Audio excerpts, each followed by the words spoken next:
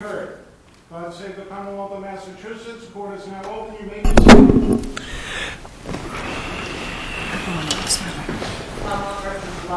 Mr. Cunha? Good morning, Your Honor. Good morning.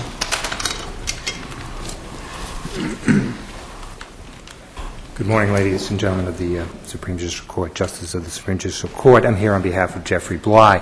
The first thing I'd like to address with the Court is the issue of the DNA evidence and the way it was handled in this case.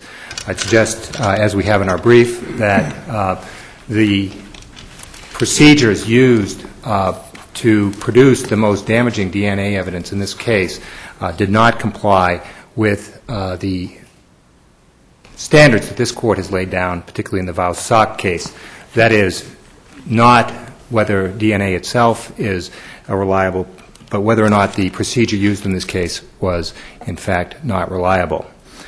We start with the fact that at the motion to exclude this, the motion to eliminate, the witness, Mr. McElfresh, for Bode, testified that he did not use or rely upon so-called amplified amplicons when he formed an opinion that found that this sort of unnamed and sort of inchoate biological material, this is material found in a glove, that somehow had escaped the attention of two previous examinations of that glove, and which was never identified as to what kind of biological material it was. But he said that he did not use so-called amplified amplicons. That is, that the amplification was done once and then it was repeated a second time.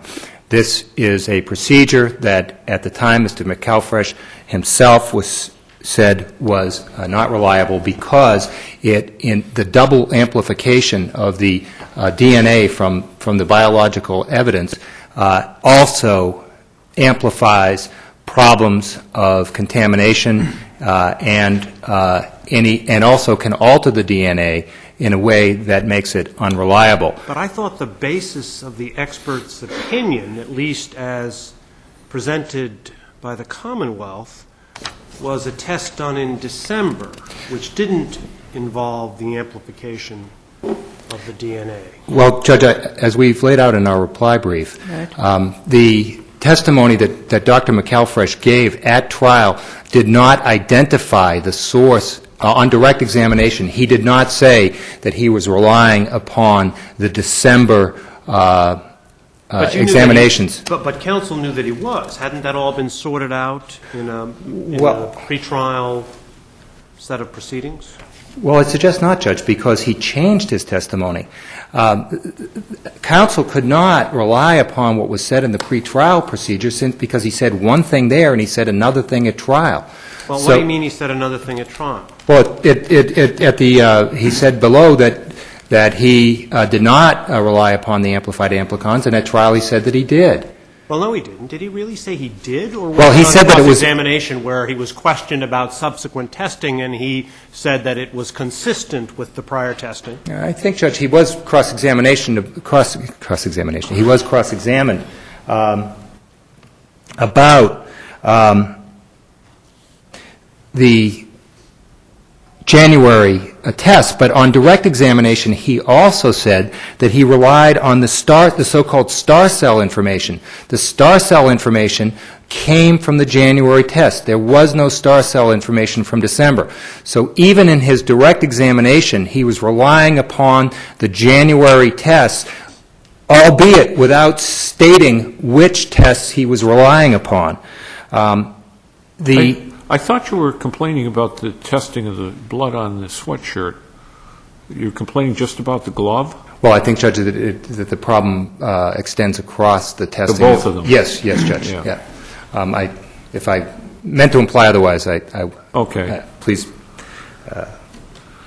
That's not correct. I think that the problem is with the method of testing and not with what was tested. The reamplification. Yes, Your Honor.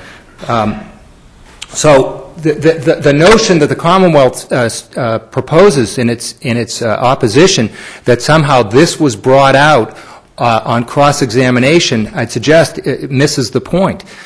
He said, as I just said, that that he relied upon Starcell in his direct, and it was incumbent upon counsel to examine him with respect to the bases for his opinion and whether those bases were reliable. As it turns out, by his own words, he did not state, when he was cross-examined, and we've laid it out, I think, over a page and a half or 2 pages, the number of times that Dr. McElfresh, when he was asked about this, said, I'm relying upon everything. And at a sidebar, the trial judge correctly noted to counsel for the defense, I believe it was Mr. Lipton, he said, he cannot answer your question. That is, Mr. Lipton was trying to get him to concede that the January tests were the basis of his opinion, and he said he can't answer that directly because he relied upon all of it, and he said that over and over again. Well, we will certainly look at that. None of us have had a chance to read the transcript in this case at this point, but you're suggesting that that's clear from the transcript? Yes, Judge.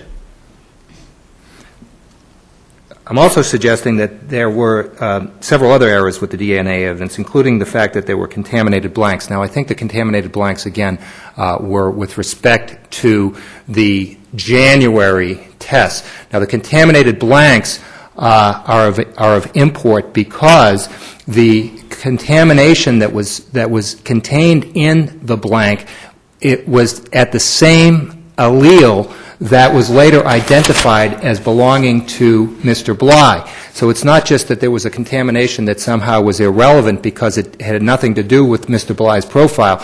It fit Mr. Bly's profile. Explain to me how these contaminated blanks have anything to do with the expert's opinion, assuming it was based on the testing he had done in December. Judge, I don't know that I'm familiar enough with the record to answer that question. Explain to me the significance of the contaminated blanks. A blank is a control, and it's meant to ensure that there is no contamination within the laboratory. It's intended to ensure that the sample being tested does not have something extraneous to the evidence. That, in other words, that there isn't something in the environment which will skew the results. And there apparently was something in the environment which skewed the results, and that allele was one that was of significance to Dr. McElfresh in identifying the sample as being consistent with the DNA of Jeffrey Bly. But these contaminated blanks, are you suggesting that they were used in the comparison that was done in December? I don't believe so, okay, Judge, but I hesitate to say that because I'm not sure, and my apologies for that. There was also a question about the use of the 2 separate databases by Dr. McElfresh in making his computation of the one in, I believe it was 631,000 people in the African American population with respect to these findings. That was challenged. But on the other hand, the defendant's efforts to look at the raw data, which underlay the databases, was denied, and I'd suggest that that was error as well. Well, with respect to the database that you say was recognized at the time, using that database alone, what would the ratio or I don't believe that. Judge, I don't think that was calculated because he specifically said that he was using the two databases in conjunction with each other to arrive at his calculations. And your complaint about the second database, the one that you say was inappropriate that was, I guess, their own proprietary database? That's correct, Judge, which had only been used once before in court at that point. But there's some suggestion in the Commonwealth's brief, I think, that in fact had been widely recognized as a legitimate database or as a proven database. There was some evidence of people who had looked at it and had said that they felt it was okay. It had never been subjected, however, to peer review in the scientific sense, in the sense that this Court has required of DNA evidence in the past, that is, that it appeared in a peer-reviewed journal. It did not have that kind of vetting.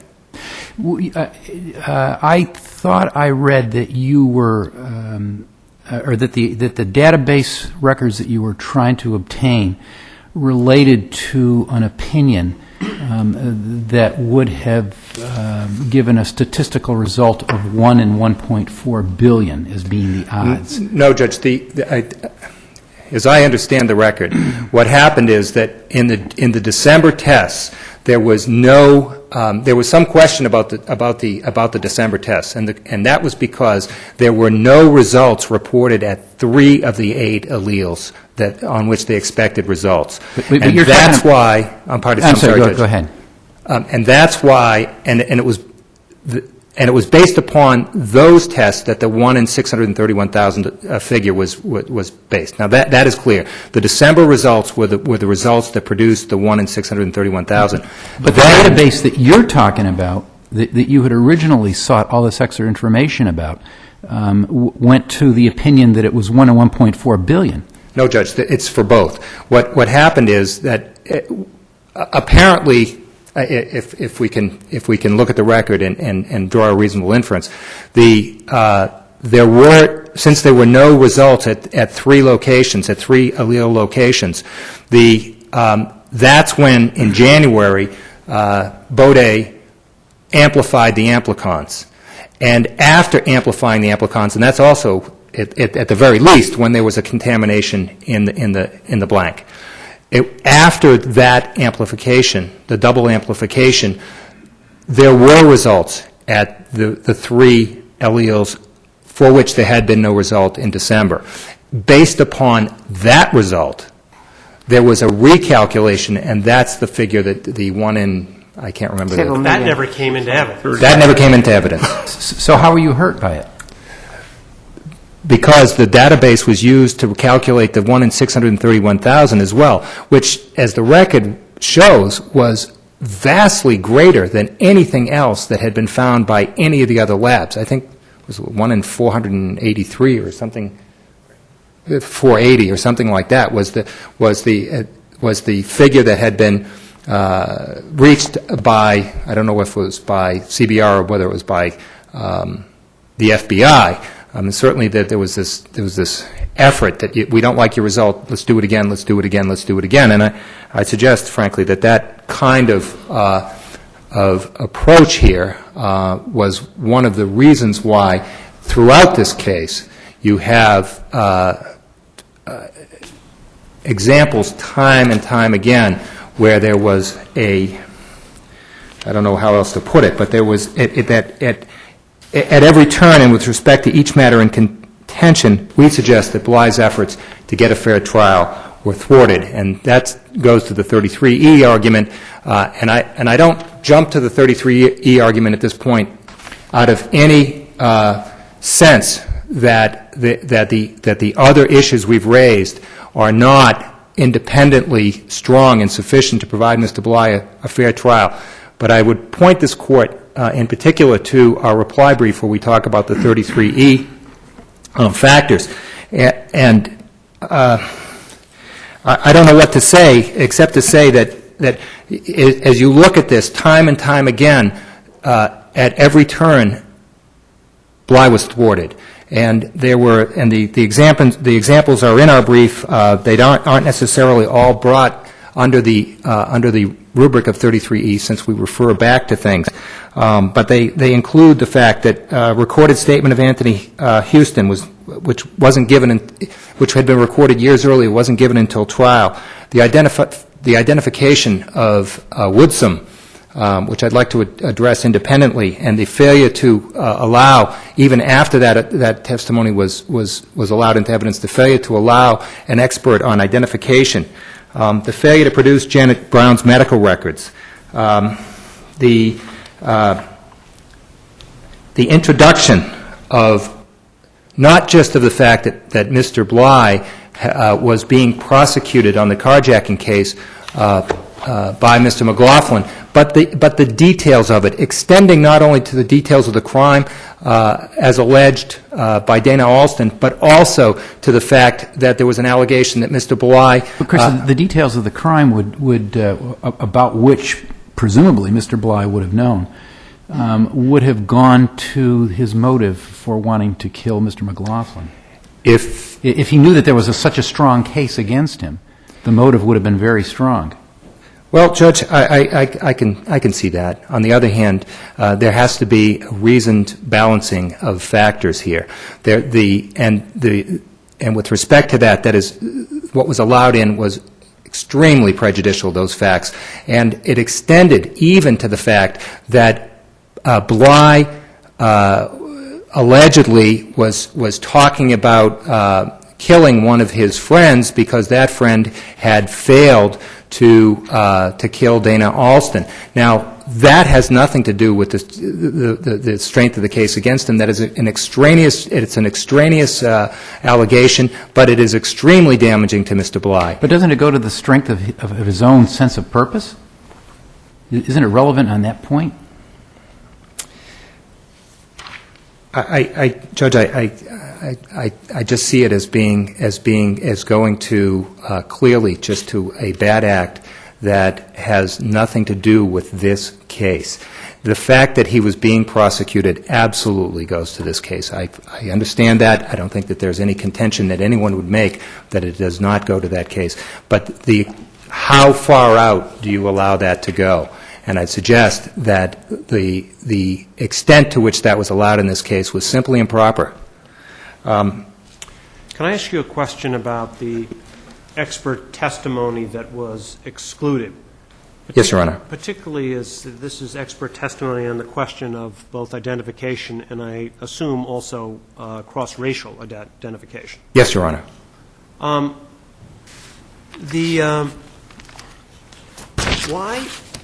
Why isn't this completely a discretionary decision in the circumstances of this case?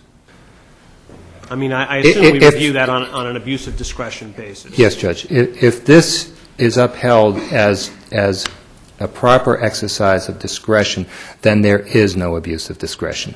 That notion has no meaning, no efficacy. The circumstances in which the original viewing of was made, allegedly of Mr. Bly, by Ms. Woodsum was, particularly if you look at the Jones case and what the circumstances were there. In the Jones case, it was, in some ways, it was very similar in the sense that in that case, the motel worker was going about her job and had other things on her mind, which this court found to be very significant. That was equally true in this case, except in that case. Mr. Cunningham, did the judge review this tape that she had, that what's her name, Ms. Woodson had reviewed, had the news tape? I believe not, Judge, because he didn't hold a hearing. It was denied without a hearing. It was denied without a hearing, but then it came back up at trial, and there was a voir dire. Only with respect to the voir dire of Dr. Yarmy. Right. I don't believe that he ever viewed the tape. Did the Commonwealth, as I understand its belief, said that the motion to suppress was preserved, but then when she testified, there was no objection, as I understand their belief. Is that correct? Judge, I'm sorry, I didn't check that, and I don't know. Okay. But there was I wish I could tell you I didn't. There was another attempt at trial to get the expert to get the expert, yes. That's correct. And he would have testified about these types of identifications specifically tied to these and the factors that were including, I believe, the health of her father, the fact that she only saw this individual for seconds as opposed to 3 full minutes in the Jones case. Well, in looking at whether there's an abuse of discretion, I take it that we would have to look at the entire context. And here, of course, there are a number of witnesses. I don't want to say eyewitnesses, but I'll ask that question. A number of witnesses who, independent of this eyewitness, who implicate the defendant, admissions, confessions, a whole variety of other evidence that puts him there. Yes. So isn't that the context in which we would review the exercise of discretion in this case? That's one way to look at it, Judge. Another way to look at it, and I suggest that the better way to look at it, is that each one of those other witnesses had reasons to lie. Each one of those other reasons was each one of those other witnesses was subject to a certain pressure that you're going to be implicated, you could be charged. In the Commonwealth's closing argument, did the Commonwealth distinguish Ms. Woodson from the other witnesses by saying this is somebody who had No interest in the case. No interest. Again, Judge, I don't recall, but certainly, I don't know that they had to. She was the only witness who was a so-called objective witness. She was the only witness who had no connection to Mr. Bly. But I take it she was, again, not having read the transcript, thoroughly cross-examined on the circumstances of her identification, which Certainly. are certainly subject to question. I don't deny that, Judge. I would state to you, however, that one of the things that not just this court, but courts across the country have realized in recent years is how unreliable eyewitness identification is. And one of the reasons that it is so dangerous is that there is also a recognition with how much the average lay person, the jurors, recognize such testimony and give it weight that it doesn't deserve. The notion is always there. That's a face I'd never forget. Well, it turns out that that notion is absolutely wrong. And in this case, every single piece of information that the government had, particularly with the identification of Mr. Bly, in light of the fact that there were others, but they also were heavily cross-examined. There were reasons to doubt each one of those people. And Maureen Woodson was the only one who didn't have an axe to grind, in the sense that she didn't know Mr. Bly. Thank you. Thank you, Mr. Cunningham. Ms. Hunt?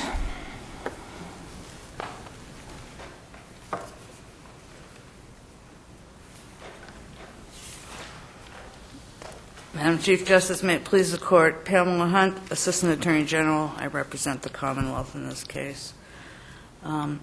Starting off with the defendant's DNA argument, I just want to clarify the fact that the Bodie lab only tested the tag on the sweatshirt. The glove was tested by the FBI. Well, that's what I thought. So, And it was a so the completely attack different is only test. the attack is only on the Bodie lab, which pertains only to the sweatshirt. Well, there was vigorous cross-examination, of course, but the legal Well, I know attack, it, but we heard it was the glove too, but the glove was something else. the glove was The FBI. right, and it was PCR testing, and the Correct. Bodie lab did STR testing And that was on the tag in the sweatshirt. on the tag in the sweatshirt. But assuming that's the case, what is your answer to the contention that that opinion was based not only on a test done in December in accord with then accepted procedures, and then tests done in January that at the time were not accepted? Well, I suggest that when the court reviews the transcript that you will conclude that the only fair reading of the testimony is that the December testing was done, the results were obtained and read at the time the testing was done. There was no double amplification at that point. There was no contamination in the reagent blanks at that point. And it was because they didn't get results at all 8 of the locations tested, they didn't find DNA at 3 of Right. the tests, that they had a conversation, they had results, and they interpret the results, and the suggestion that there was no star call, which was the interpretive software, should not be interpreted by this court to mean that there was no evidence of test results in December, because there were. I don't think that's the claim, though, is there? It may be The claim a is suggestion that the star call, the FMBIO2 machine, and the star call interpretive software was the subject of the motion in limine. The witness at trial testified that that machine and that software was something that the lab used all the time. He also testified that because the December testing occurred basically on Christmas Eve, they didn't do the star call procedure, that the results were analyzed, the gel scans were printed out, and they were put into evidence by the Commonwealth. And so they were there, and the results were there and were readable on the printout. It was just that there was no star call computer printout for that particular test. But it doesn't mean that, which I think is suggested in the reply brief. But the point, I think, is... It doesn't mean what? It doesn't mean that the December test was based on what was conducted by the lab in January. As I understood the argument, it was that at trial he wasn't distinguishing among, because I think there were 3 dates, the respective tests, not that he was making statements that were inaccurate with respect to the December testing. The witness repeatedly said that he did the December test and he got results at 5 of the 8 loci, which became sort of a shorthand for the December test. In any event, the judge has a lot of discretion on this, and all these infirmities, as I understand it, were argued to the jury, which go to the weight of the evidence. Actually, Correct? they were not argued to the jury, They were not? which I would suggest, when you're talking about the judge's discretion in trying to decide whether to allow the motion to strike, the judge listens to the evidence. The defense read it one way, the Commonwealth read it another, and we do today. The court, obviously, is going to look at this. I suggest, and I've outlined in my brief the various portions of the transcript where the witness kept saying, I relied on the whole file in deciding to make a call on the January test. So what he was really doing, he was relying on the results he already had in December to give him some confidence in making a call on the January test. That was the substance of the whole file statements. The other part of the whole file statements, I suggest, was his report. The report was written in March. The report obviously took care of everything that they did. It talked about all the testing. But that's very different about putting something in his report and what he was testifying to at the instruction of the Commonwealth, that he was only to testify. And it was very clear to counsel and the court to the December results. The fact that cross-examination focused so heavily on the things that the Commonwealth didn't expect him to be testifying about gave him some difficulty in the words he used. But I think the gist and the substance of what the witness said makes it very clear. And you will see it the way that I believe the trial judge in his discretion read it. The judge was not required, in his discretion, to agree with the defense attorney's interpretation of what the witness said about the December results. Even if it was ambiguous at points in time, it was not an abuse of discretion for the judge to let the jury sort that out. And very interestingly, you asked about whether the point was argued to the jury. The closing argument was split among 2 of the 3 attorneys that represented Mr. Bly at trial. One of the attorneys focused solely on the DNA evidence during the closing. And as to the Bodie lab, his argument was Dr. McElfresh was the only one who didn't find mixtures. Every other lab, everybody else who tested the DNA evidence, the FBI and Dr. Bing, they all found mixtures. Dr. Cotton saw mixtures when she looked at the FBI, the CBR testing. But not Dr. McElfresh. He said, clean, it's an artifact, it's not a mixture, and I'm certain. And that was the substance of the attack on him in the closing. Had the point about the opinion in December being based on this impermissible, or at least not admitted, testing results as double amplification, had it been that clear, it's very difficult to believe why defense counsel, who was focusing on the DNA evidence, did not argue that. Nothing the witness said established certainly, that the December testing was flawed in the basis of the expert's opinion as to the results of those tests. They were formed at the time. The other thing I would just point out is this was not a DNA case. This was not solely a DNA case. Yes, there was testing by 3 different labs for reasons that are explained in the record. Well, you had a lot of identification evidence. You had a confession to someone, The admission heart to and soul of someone. this case, Your Honor, was You had testimony by essentially 5 witnesses.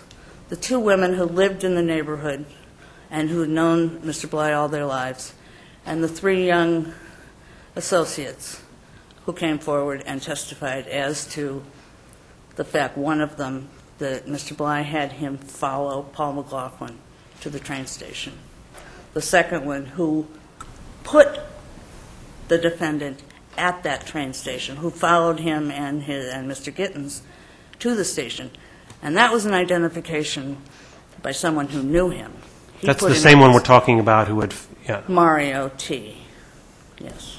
His name is Mario Who was the individual who had followed Mr. McLaughlin? Anthony. Anthony. And you had a lot of And then- consciousness of guilt evidence. We had You substantial had powerful consciousness of evidence guilt. of motive. The motive was strong. The case was a very strong case. The heart and soul of the case was not DNA. It was in the case, there's no question. And we had evidence by 3 labs, but that too is important. The Bodie lab was not the only DNA evidence in the case even. The consciousness of guilt, importuning his friends and associates to lie for him, making false statements to the police, flight from the scene, asking one of the witnesses for money to leave town, ordering someone else to burn the car that was used in the crime, and his Washing his admission- hands in bleach. washing his hands in bleach, and basically the motive evidence, which the defendant challenges as an abuse of discretion in the judge admitting them because they were bad acts, provided the substance and the heart of why this crime was committed. In your brief, you said that the database statistics, or the database information, rather, that were used to obtain a statistic of 1.4 million, Billion. yeah, was not really relevant because the 1.4 million statistic was not introduced in evidence. But your brother says that it was the same database that was used to support an evidence to obtain the statistic of 1 in 641,000. That's correct, Your Honor. The Bodie database is what was at issue. The challenge in the motion in limine was to the Bodie database. And because I argue, and because I believe it's clear in the record, that 1.4 billion result was not offered because it was the result of the January double amplification, that it's not relevant to his ability to challenge what did come in against him, the 631,000. Now, what happened in the database? In the motion in limine, the Commonwealth put on, as to the database, Dr. McElfresh and... Just let me back up a minute. Yes. That doesn't seem to make sense to me. Why couldn't he get the database that was used to justify the statistic or obtain the statistic of 1 in 631,000? Oh, I'm sorry. I thought you were talking about the reliability of the database as opposed to the discovery issue. It was initially when the defendant asked for funds to examine the underlying data in the database, and that is that I believe it was 1,600 people who were in the database and how Bodie created that database, and to see, his point was to see if it was reliable for coming up with, so they could challenge the number, if they could challenge the numbers that Bodie came up with for their part of the database calculation. And the judge agreed, granted the funds. The Commonwealth had no objection. They went down there, counsel and the expert went down to the lab in Virginia, and they were given access to some of the underlying data.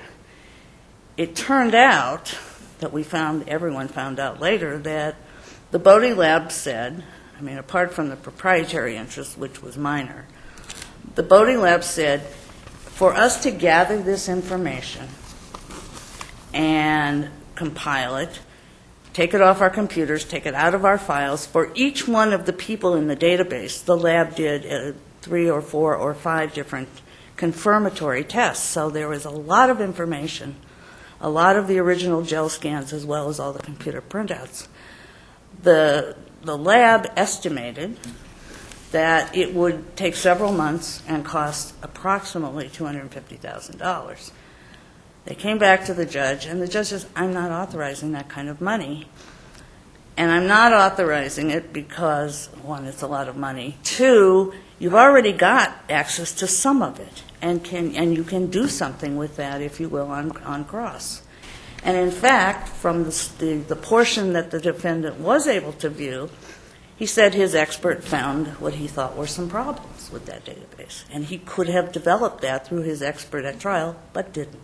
Ms. Hunt, could you address the Woodson evidence? And just tell me what we have up here under which standard? Oh, I think it's slightly unclear. He did move to suppress. Right, that I know, and the judge essentially. And I argue that the issue of the denial of the motion to suppress without a hearing is obviously a preserved issue. Well, it was okay to deny it, wasn't it? I absolutely This was not agree. a government ID. She came forward after she saw something on television and said, I saw this fellow. Well, we have a number of cases that say that you cannot have suppression on constitutional grounds unless there's state action. Defendant cites 2 Federal Circuit Court cases from elsewhere that suggest that there is a due process right involved. Those very cases that he cites were considered by this court when it decided the Jones case. I take it, though, that the reliability of the evidence is always something that the judge takes into account, and that's the issue that I understood you to be saying hadn't been preserved. Correct? Well, it certainly was raised by the motion to suppress. There's no question about I'm that. with you on the motion to At suppress. trial, defense sought a voir dire of the witness. Denied. Judge denied that. She testified, vigorous cross-examination, and there was no motion to strike on these same grounds, that based on her testimony, the evidence was not reliable. Is this news report that she saw that triggered her statement anywhere? I mean, was it ever in evidence, part of the record? Is it any place? Physically, I don't know. I thought that there was a video. It's not in the record, for sure. I thought that there was a video that was submitted with the motion, the No, no. original motion to It was suppress. a newscast, wasn't it? It was a newscast. Where they had the picture of the defendant in the newscast. He had been indicted, and she says, "Oh my gosh, that's the guy Well, I saw." actually, it's not so clear in the record that that's what the newscast was about. She testified, I saw my friend who I went to high school with in a courtroom, and with him in the courtroom was, that's the guy I saw on the bridge. It did not say that that news clip was of his arraignment, or that particular then assistant district attorney was accusing Mr. Bly of the murder. The Then Commonwealth's I am very filings in confused. this case Well, what suggest difference would that it- it was a... What difference would it make? I mean, Well, it's not that- a government. It's not a government-sponsored or created ID. Absolutely. Constitutionally, that is my position. But if What I am somebody- addressing is the claim that under the common law, in the Jones case, this court has said judges have the authority Correct. to exclude identifications that they deem unreliable. And that's the issue And that you that's the say is issue not he brings. preserved. But- Well, Okay, but you are saying, Ms. Hunt, that when we look at the record, it will not establish that what she said was, I was watching a news report on the arrest of this defendant for the murder of the victim in this case. No. So I have misunderstood. I think it's clear, well, first of all, he was not arrested. Sure. But she testified, and this is very clear during her examination. She said, "I never saw a picture in any media outlet of this man before. I never saw him between the day I saw him on the bridge on September 25th, 1995, and when I saw him on February 18th or 19th, 1998, which was in connection with the indictment." She said she saw Mr. Pomeroy in the courtroom, and she recognized the defendant in the courtroom with him before any information was given on the newscast that this is the person that had been indicted for this crime. Because, I mean, you understand the concern of course that I if somebody understand says, I'm watching the news, here's the man who's been indicted for this crime, and this crime took place at that, and so on and so forth. You can understand. But I think it's important to remind the Court as well that the Jones case, the critical factor in the Jones case, was a finding by the trial judge that a witness's identification of the defendant at trial would not be from that witness's memory at the time of the crime, but would only be from the very suggestive courtroom display. And that was exactly the situation in the First Circuit case that the defendant cites. Why wasn't it an abuse of discretion to exclude the expert witness's testimony, both on identification and cross-racial identifications in these circumstances? Oh, in the circumstances, first of all, the judge ruled in 1999, and this Court, and even two justices of this Court, had not expressed that perhaps the state of the science had changed. The studies cited in the Zimmerman concurring opinion are all dated after the trial in this case. So we obviously have to look at, and again, the majority of this Court holds that it is a matter of discretion.